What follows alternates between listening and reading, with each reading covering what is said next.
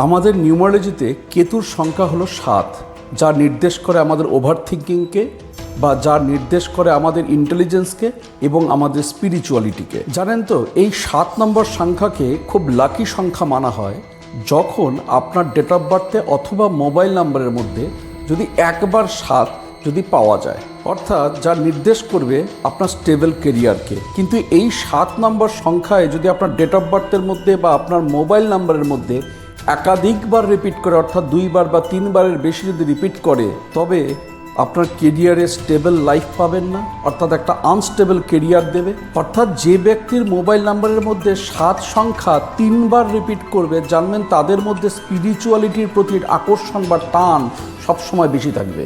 মনে রাখবেন, কেতু আমাদের ডিটাচমেন্টকে নির্দেশ করে। তাই যারা আমরা সাংসারিক মানুষ বা ফ্যামিলি ম্যান, বিশেষ করে তাদের মোবাইল নাম্বারের মধ্যে কখনোই 7 সংখ্যা একাধিকবার রাখবেন না। তবে যারা সাধু কিংবা সন্ন্যাসী বা তন্ত্রের লাইনের সঙ্গে যুক্ত আছেন, তাদের জন্য এই একাধিক 7 এই সংখ্যাটা কিন্তু খুব শুভ প্রভাব ফেলবে।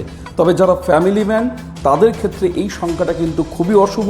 আপনার লাইফে কিন্তু ডিটাচমেন্ট আনবে, আপনার বন্ধুর মধ্যে ডিটাচমেন্ট তৈরি করবে এবং আপনার জীবনে প্রচুর অ্যাংজাইটি তৈরি করবে। তাই যদি আপনার মোবাইলে 7 সংখ্যাটি যদি একাধিকবার রিপিট করে, নাম্বারটিকে অবশ্যই চেঞ্জ করুন। প্রত্যেকে ভালো থাকুন, সুস্থ থাকুন। নমস্কার।